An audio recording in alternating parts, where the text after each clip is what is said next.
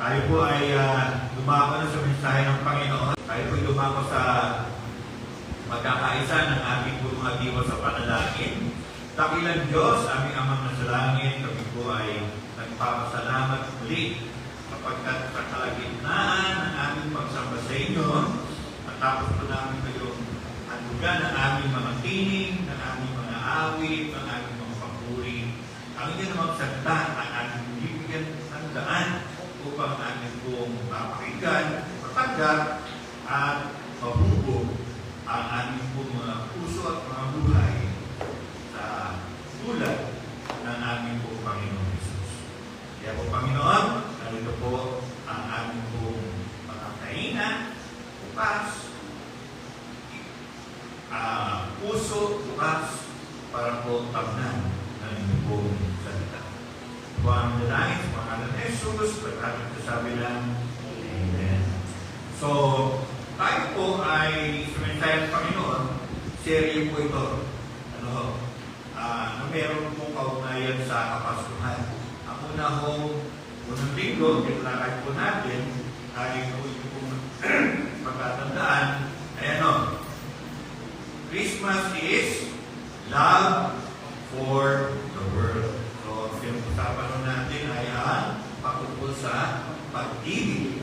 At ang pagdiriwang po ng Kapaskuhan ay doon sa pamamagitan po ng mensahe ng pag-ibig para sa sanlibutan. Noong nakarang linggo naman po,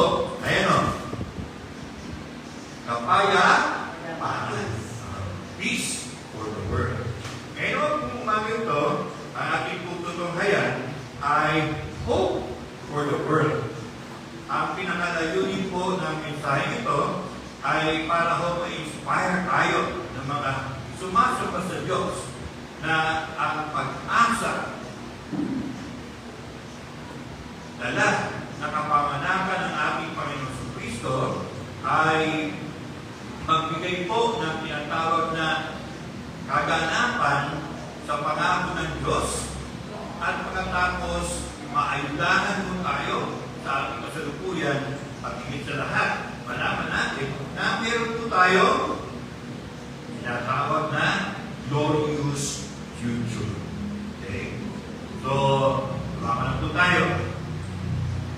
Ang kapayapaan o hope ay isang napakalakas na puwersa sa ating tinatawag na karanasang pagtao. Bakit? Sapagkat ito po ang nagsusustain sa ating hope sa panahon po na tinatawag na may hirap na panahon. At ito lahat, sa pamamagitan po ng hope, nagbibigay po ito ng dahilan para tignan natin ang bukas na mayroon pong magiging sitwasyon para sa atin. Define po natin ang hope. Ang hope po is a feeling of expectation. Ito po yung pakiramdam na mayroon kang inaasahan. Ano pa? It's a desire for a certain thing to happen. Yung nais mo na mangyari sa buhay mo. Pag nangyari na, hindi na siya hope. Kaya agad di pa nangyayari yun, umaasa ka. Okay? Sa Tagalog naman po, ang salitang pag-asa po ay mayroong pakahulugan sa wikang Ingles na expectancy,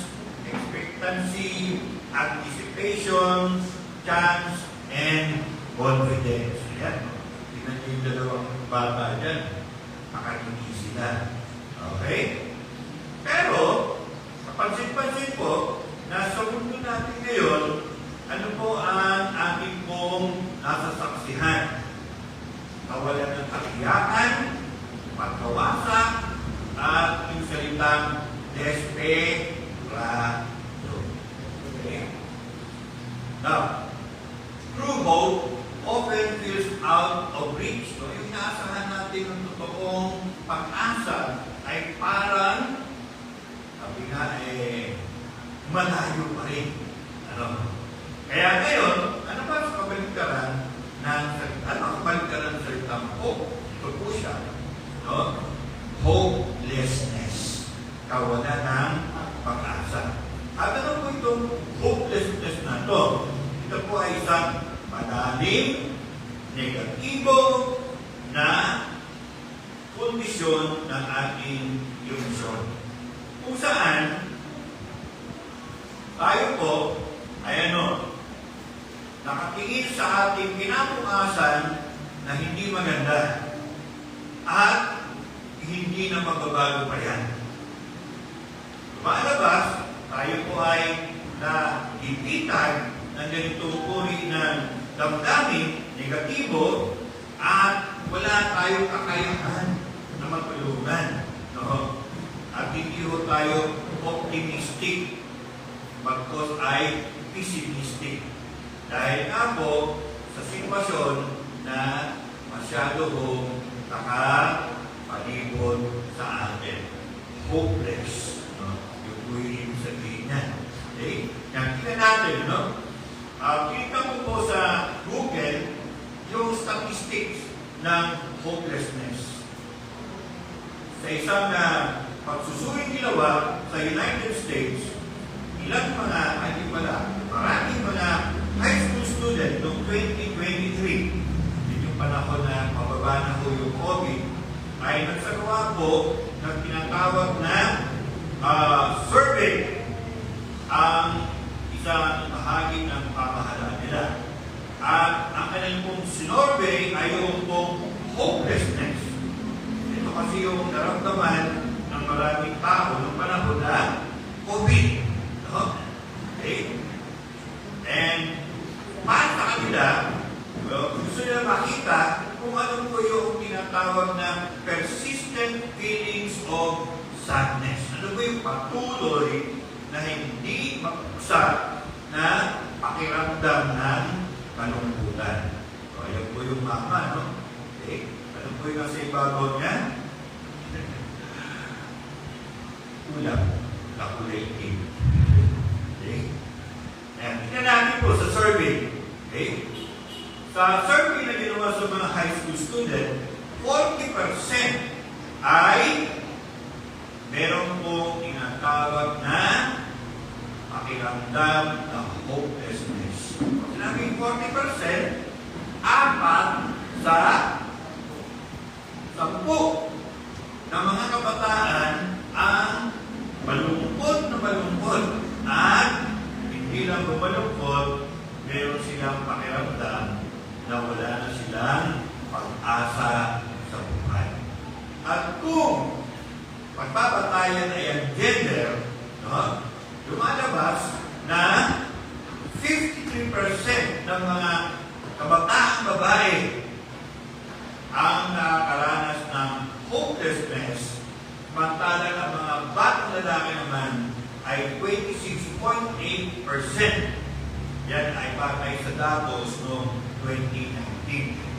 At kung sa pamamagitan naman po ng sexual orientation, no, yung po mga LGBTQ na grupo, okay, alam niyo na po yan, no? LGBTQ, 65% sa kanila ay nakararanas ng hopelessness, samantalang yung mga straight ay 32.2%. Ito pa, magandang datos po ba yun? Hindi, no? Okay.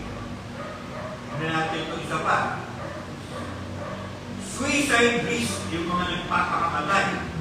Noong 2023, lumalabas na 20% ng mga high schoolers ay nagtangka magpamatay dahil sa kawalan ng pag-asa. And, no, yung 9%, sila talaga yung sinubok na magpakamatay. So, hindi ko ito napakagandang statistiko. Sabi nga ay nakakagulo, concern ang status po niya. Ngayon, sa kabuuan, sa buong mundo, lumalabas po na 5.7% ng mga adults ang nakaranas ng tinatawag nating depression depression. Okay? Yung matinding kalungkutan. At mas maraming mga babae ang naapektuhan kaysa sa mga lalaki. Yan. Suicide. Ito po ang isang nakalulungkot na pangyayari. Dahil yung mga nagpakamatay ay naiugnay sa tinatawag na hopelessness.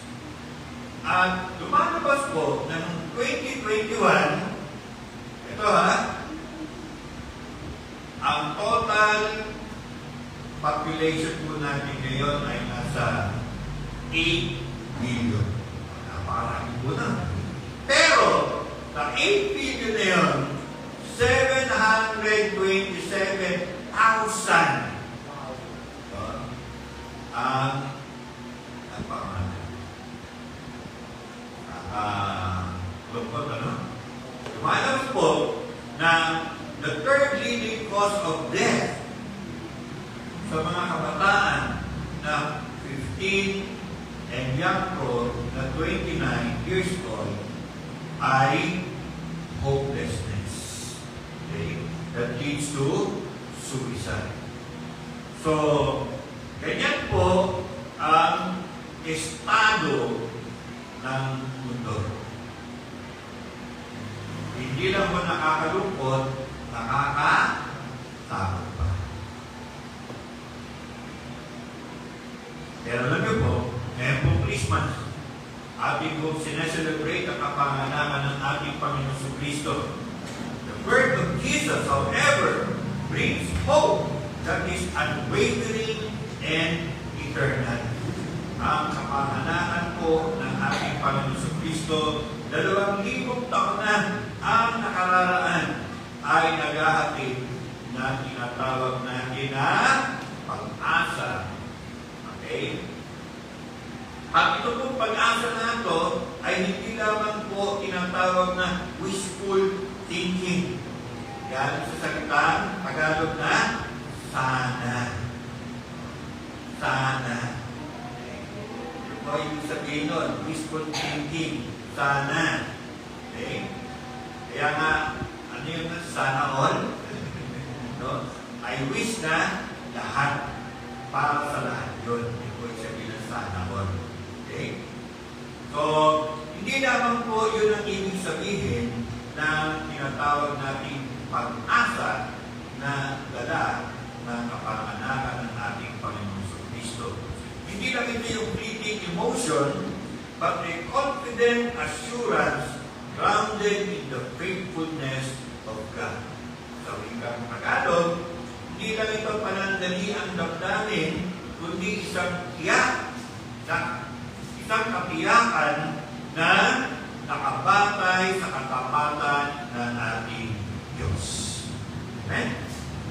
This Christmas, ito pong Christmas na ating inaantabayanan, ay we celebrate the hope Jesus offers to a world in darkness.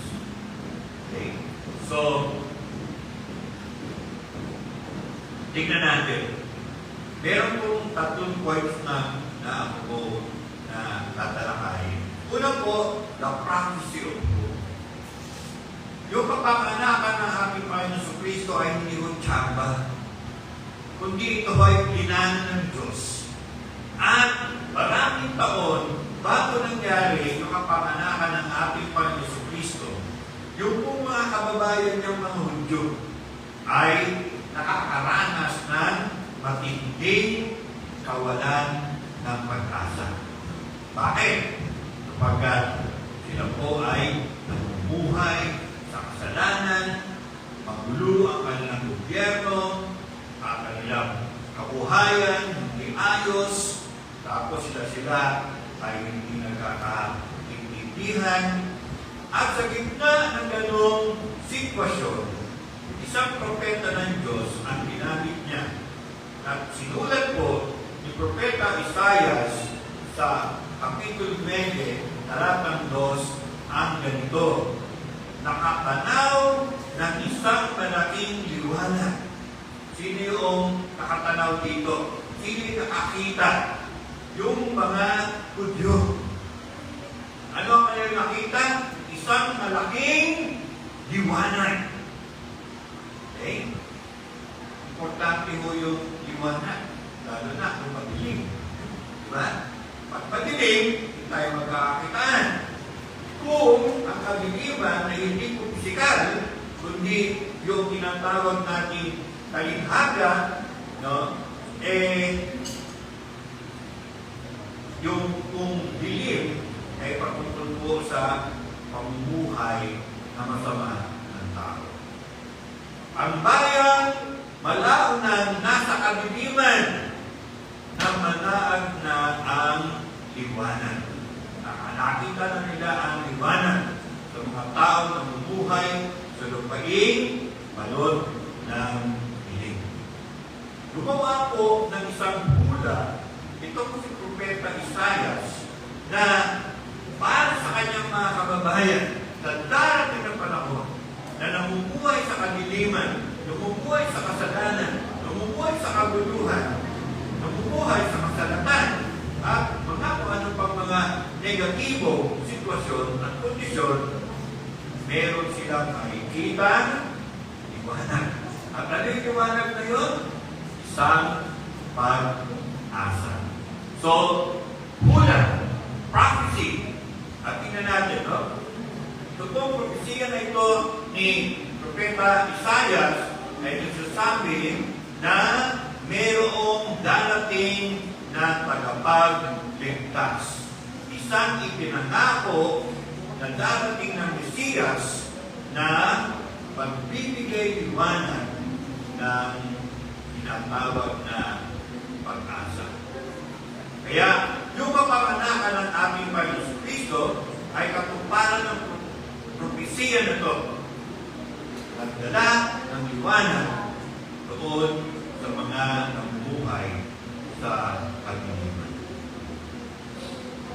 Yan po sa ating pong screen. Makikita niyo po dyan ang isang struktura. Ano ang tawag sa kanya? Parola.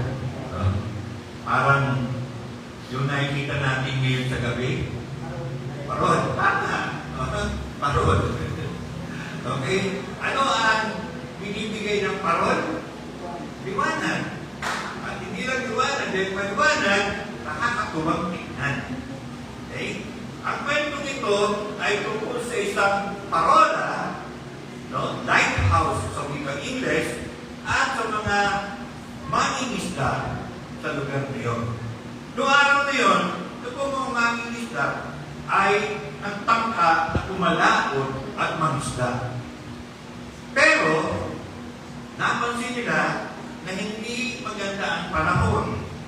At, nakimulat nila dahil kung sila ay kumalaot na, hindi lang po, hindi maganda ang panahon, kundi sobrang sama ng panahon.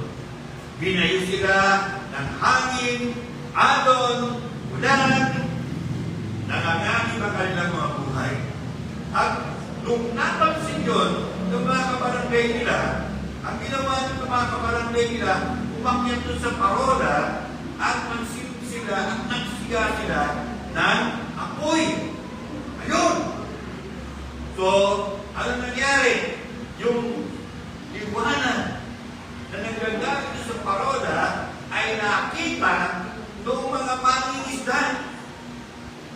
Sa gitna ng kanilang nanganganib ang buhay nila, madilim, mataas ang alon, malakas ang hangin, ay nagsagwan sila papunta sa pamhang, sa direksyon ng parola.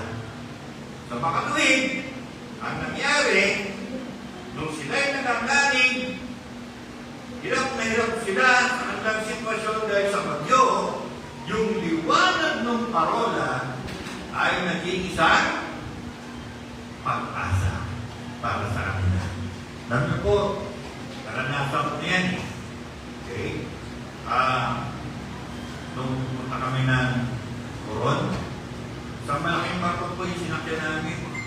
Pero alam niyo po, pag nasa laot ka na, wala ka nang makikitang liwanag. Oo, liwanag na lang. Doon, sa ibabaw. Yung mga bituin. Pero yung mga lumaliwanag, wala na. Hindi mo alam na ikaw wala ay umaandar. Hindi mo alam kung malapit din sa pangpang o manayo pa. So definitely, kung sa pangpang, maraming mga ilaw doon. Okay, maraming ilaw doon. Okay? So, alam ko kung ano ang naranasan ng mga isla nato na sila ay nasa gitna ng laot, madilim, ay nasa gitna pa ng bagyo. Pero, kung makita nila yung liwanag na nanggagaling sa parola, nagkaroon sila ng pag-asa, kaya inuntun nila yung liwanag na yun at silang pupuntahan ay naligtas. Ganun ang nangyari nung ipinanganak ang iniulat na tagapagligtas. Tayo po ay nagkaroon ng pag-asa dahil siya ay isinilang sa ating kalagitnaan.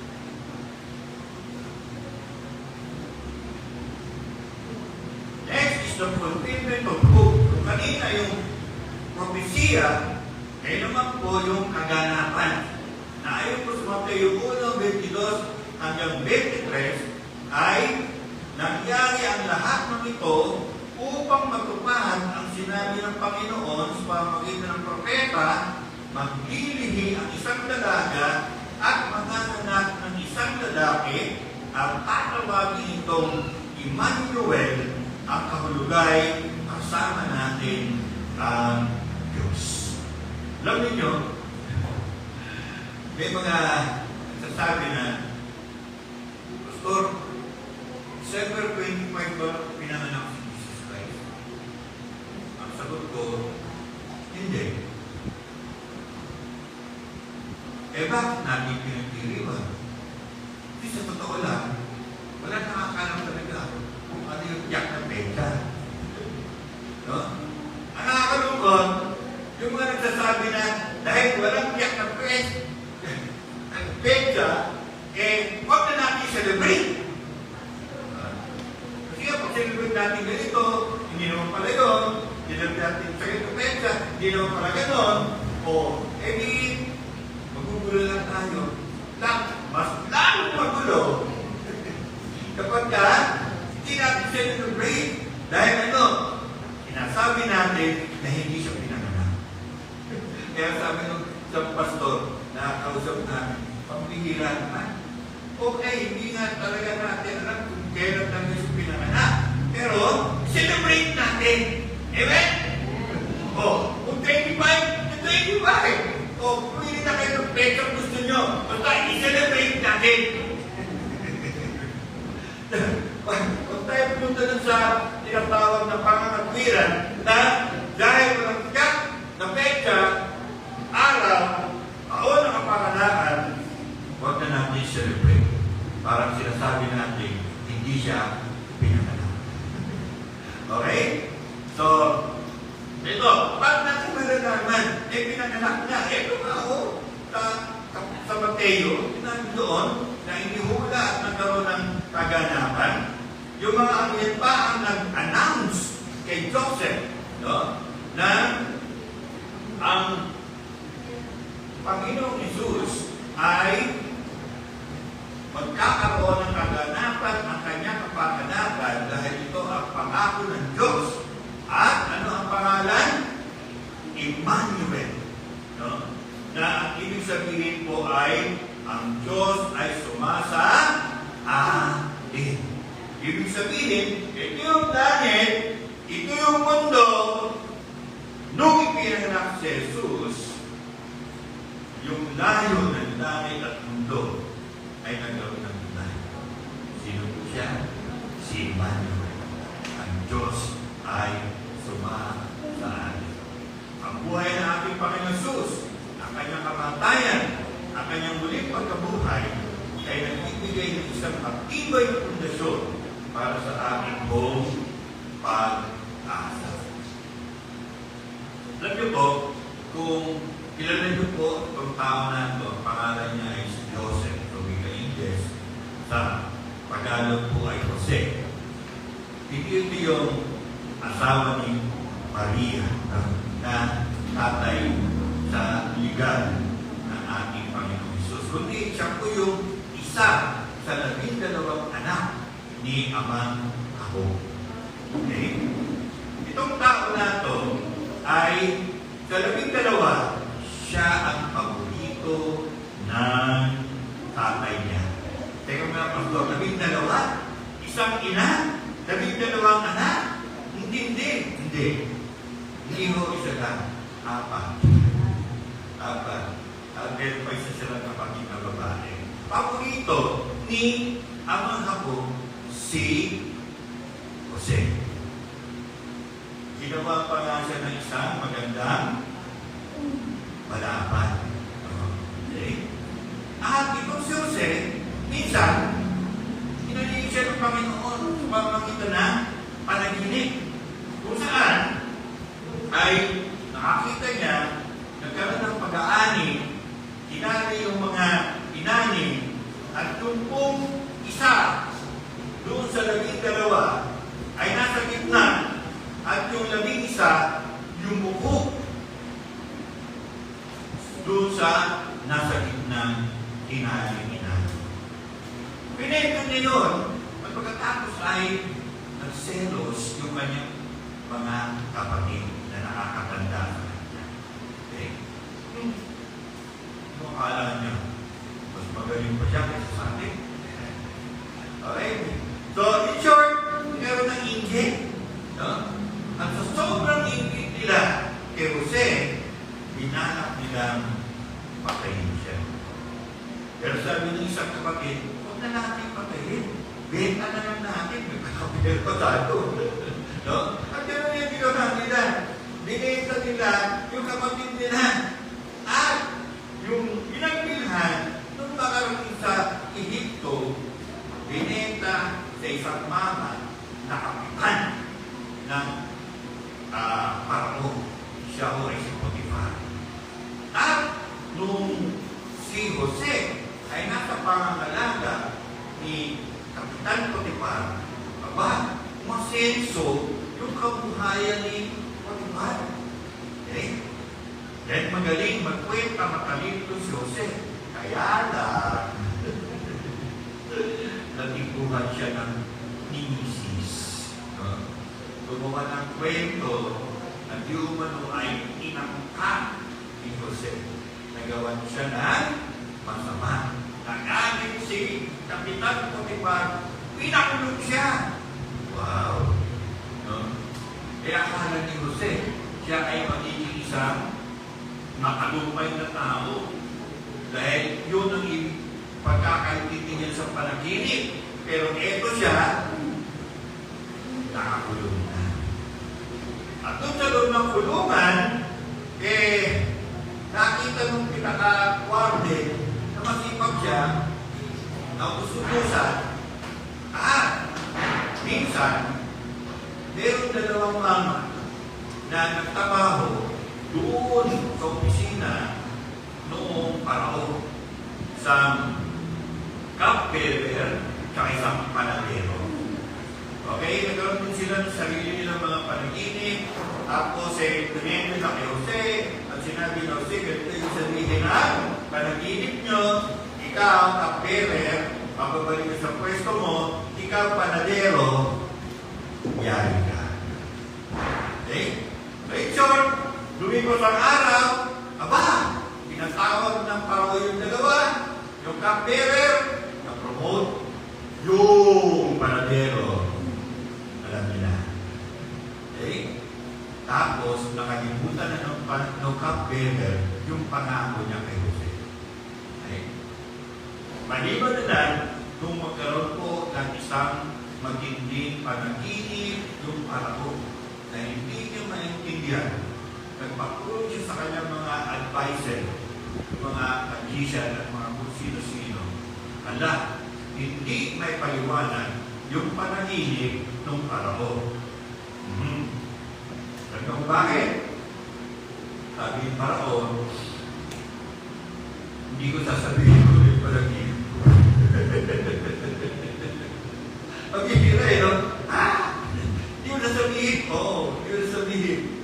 Basta, sabihin nyo kung yung panaginip ko, kaya ako na yung sabihin nun. O, pila na kayo. Yung hindi makapagsabi, yari ka. No? Yung nabalitaan nung cupbearer na gano'n ang sitwasyon, sabi niya, dapat parang naalala ko, pero isang nakasama ko sa ulungan, yung mama na yun, nakapag paliwanag siya ng panaginip ko. Sino siya? Papuntahin ko dito. Ganun nga yung ginawa. Nung cupbearer, pusing. Tayo ba niya? Punta tayo sa palasyo ng Paraon. At may papagawa ko sa'yo. Ano yun? May panaginip ng Paraon. Diba? Tandaan mo, panaginip ko, piniwanag ko. Nangyari? Oo. Kaya hindi ako paniwanag ng Diyos. Ganun din yun. Okay? So, punta. Marami, siyempre. Amoy preso siya. Kaya hindi ko makunan. Dinamitan siya. Iniharap siya kay Paraon. Ano sabi ng Paraon? Sino ka? Kamahalan. Okay? So may kikwento. Sabi ni Jose, hindi mo ako magpapaliwanag ng panaginip nyo. Ang Diyos ko magpapaliwanag noon. O sige, basta may paliwanag mo. Yun. Pinaunawa ng Diyos kay Jose kung ano yung panaginip at kung ano yung ibig sabihin ng panaginip. At nangyari na. Naintindihan ng Paraon. Wow, tama. Sige. Okay? O, ibig sabihin yan, sabi ni Jose, Paraon, 7 taon na magkakaroon ng kasaganaan sa inyong kaharian. Pagkatapos noon, magkakaroon naman po ng 7 taon ng tagtuyot at kagutuman. Sabi ng Paraon, sino yung pwede kong ma-assign sa ganyang mangyayari? Sabi ng Paraon, hindi mo siya gano'n. Ikaw na lang kaya? Ikaw nakakaintindi. Piniluhanag ng Diyos. Promoted ka na! Ikaw ang kanang kamay ko. Okay? Wow! Nagkaroon ng kaganapan. Okay. So, yung po yung kwento ni Jose, part 1. Okay? So, itong si Jose, na anak ni Jacob, ang buhay niya ay halimbawa ng isang tao na umapit ng may pag-asa pamagitan ng kanyang pananampalataya sa Diyos at ang pangako ng Diyos sa kanya ay nagkaroon ng kaganapan. Now, the word of Jesus proves that God keeps His promises and His presence gives us hope. Gives us hope today. Okay? So, sabi mo sa kapatid mo, kapatid, may pag-asa ka ba? Amen? May pag-asa tayo. Okay? Eto ngayon, tingnan natin kung ano ang pag-asa na yan. Yung pag-asa na tinutukoy dito ay hindi na yung pang ngayon. Okay? Meron pang part 2. Ano po yun? Sa darating na panahon. Amen? Sabi po dito sa Pahayag 21:4, at papahirin niya ang kanilang mga luha. Kaya yung mga luha ito ng mga sumampalataya kay Jesucristo. At saan nangyari ito? Saan mangyayari ito? Sa kanilang buhay. Doon sa kaharian ng Diyos sa langit. Ano meron doon? wala nang kamatayan. I'm short. Ayoko niya, Pastor. Bakit? Zombies yan. Hindi zombies yan. No? Eternal life yan. Wala nang kamatayan. Wow. No? Sabi niyo, kahapon di ako nakasali sa Christmas Bazaar. Dahil nung Biyernes, nagpa-check up ako, nagpa-therapy ako, sabi sa akin nung therapy, sir, no? Dudot-dutin ko lang yung kaliwa mong balikat. Dinudot niya, sumigaw ko, ay! Sakit eh. Referee. Okay? Sabi niya, o nga, sir, namamagay yung kaliwa yung balikat. Okay? Ano gagawin ko? O, iwan ko ang press niyan, tapos lagyan niya lang, pinapakit yung pastong para mawala yung sakit. Yan, ginawa pa ako. Nutot ako. Okay? Hirap mo. Kaya lumisag yung mga sa akin.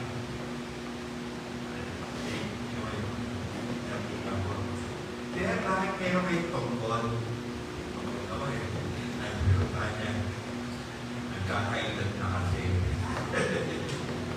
Tawa siya. Okay? Sabihin, kami mga tinatawag na senior citizen, ay,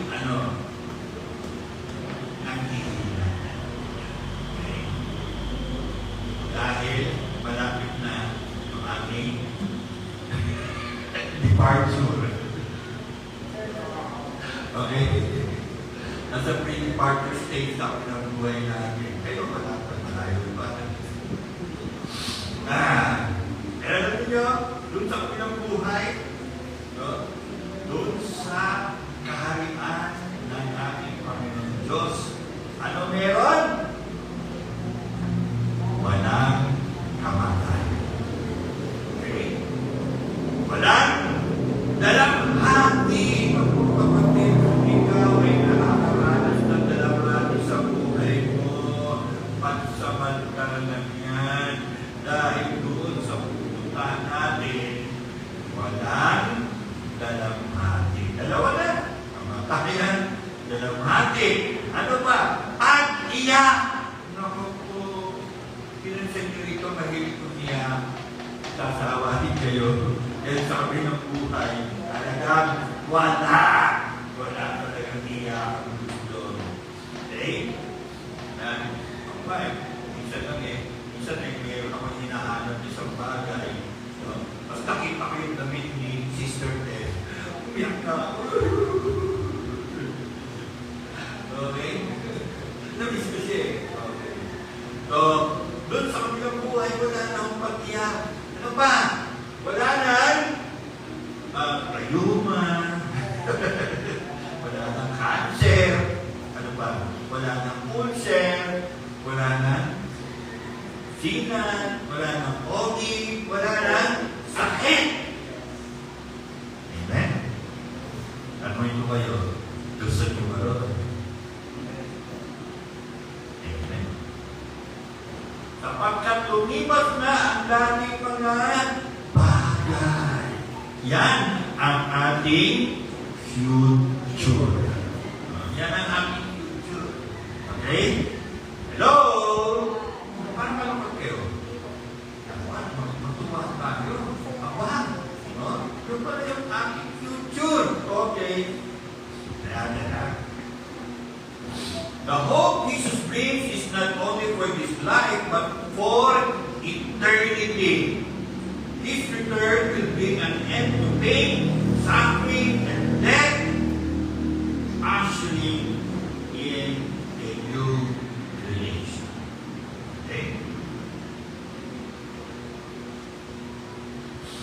This assured future empowers us to persevere through life challenges with a hope that cannot be shaken.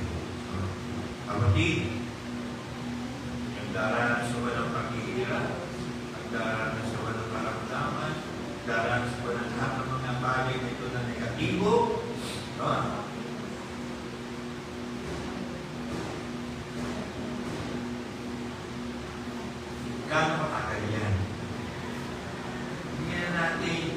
pinakamahaba na yan, 70 years.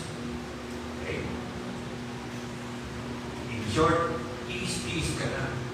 Dahil doon sa kabilang buhay, habang buhay tayo, wala na yung lahat na yan. Amen? Amen?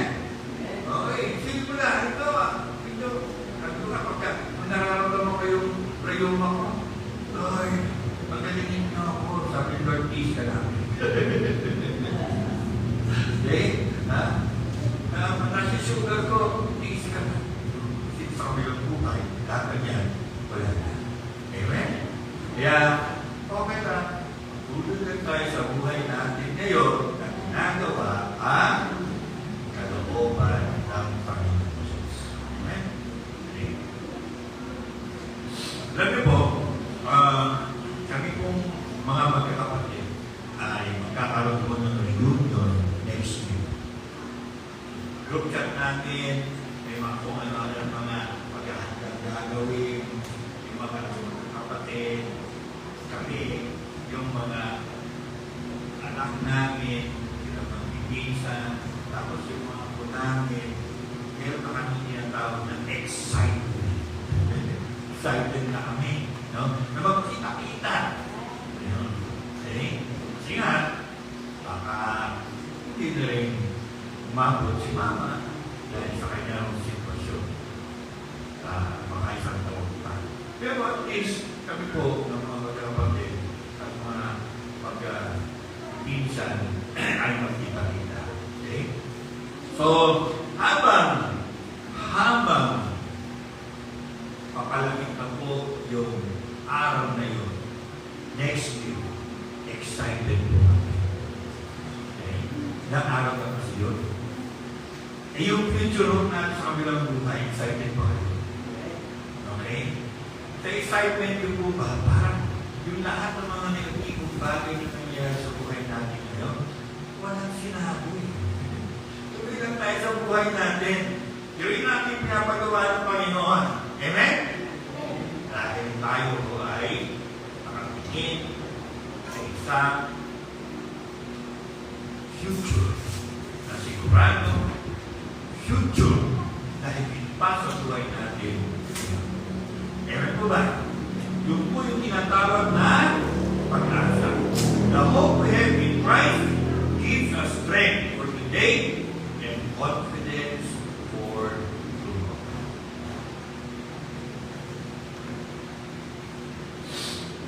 So in conclusion, mga kapatid, the word of Jesus brings a hope that transforms our present and secures our future. It is a hope that shines in the darkness, reminding us that the promise of God never fails, is fulfilled in Jesus, who is with us and for us, looks forward to a glorious eternity where all things are made. Amen po ba? Tatranslate sa Tagalog? Okay. Sige. Ano daw po ang pag-asa natin? Ito ang pag-asa na nagtitiwala sa gitna ng kadiliman na pinapaala-ala ng Diyos sa atin ang kanyang pangako ay kailanman hindi nababago. Amen? At itong pag-asa na ito ay nagkaroon ng katuparan kay dito, kay Yesu Cristo na siya nakasama natin ngayon at panig sa atin ngayon. At ang pag-asa na yan ay ang pagtingin natin saan? Sa isang darating na maluwalhangin habang buhay na buhay natin na walang pagkaluma, laging bago. Amen? Amen? Amen. Merry Christmas. Okay? So, are you walking in the light of this hope? Nabubuhay ba ka ngayon sa liwanag ng pag-asa na yan? At kung hindi, no? Siguro, ngayong kapasuhan, bigyan mo ng panahon na buksan ang buhay at puso mo para magharap ang ating Panginoon sa Diyos. At kung meron na tayong ito sa ating mga buhay, anong gagawin natin? Sasarili na lang? Hindi, bahagi natin sa iba upang sila rin ay mula sa kabitiman ng kasaganan, ang buhay nila ay magkaroon ng liwanag at pag-asa. Tayo ba'y manalangin? Pagkilang Diyos, aming Amang nasa langit, salamat po sapagkat ngayon po kapaskuhan, kayo po ang aming po pag-asa. Hindi lang po sa buhay namin ngayon, kundi sa darating pang panahon. Maraming salamat po. Tukuhan langit